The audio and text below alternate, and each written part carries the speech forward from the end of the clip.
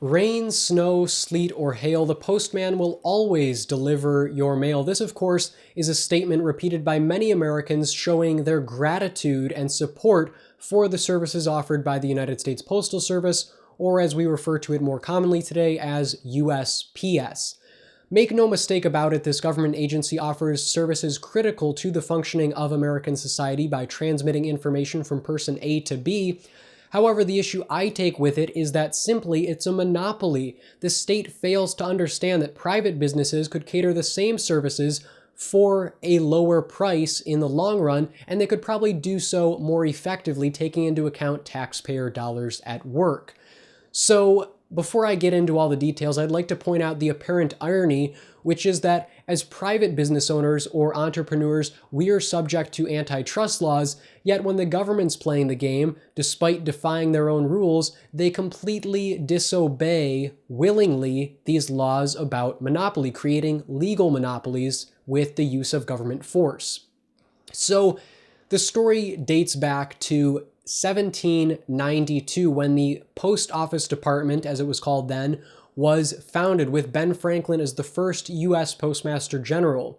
The original function of this agency was to inform the public because the government wanted an informed public for elections so the population could elect the best leader ultimately. Of course, we know this is all illusory given the Electoral College, but that's in another video.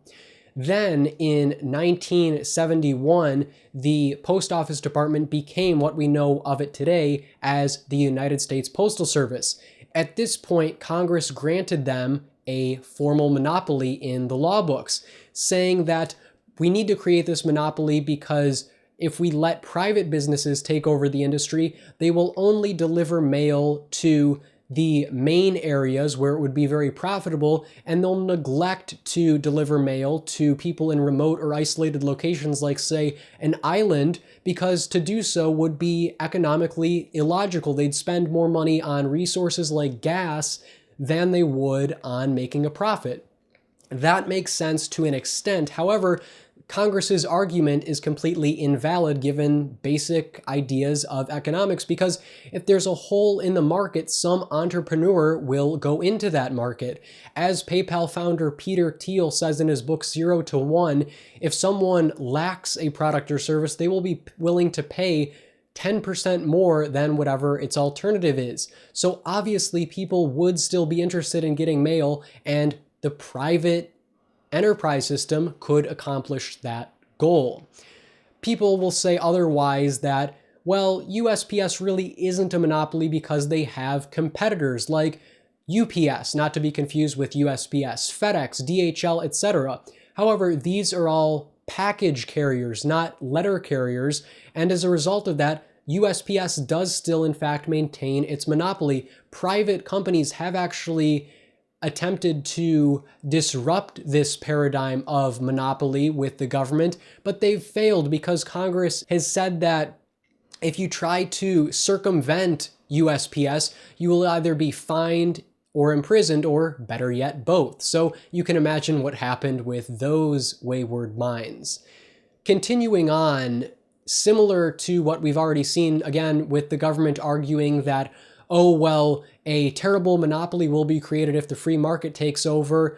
That's simply not true. People would still be served, of course, as we mentioned, but the irony is that even recently we've seen in the news that a pharmaceutical company that created an HIV/AIDS drug, they overnight changed the price from $13.50 per bottle or per pill to $700. That's of course ridiculous, and people are saying, oh, the free market's terrible.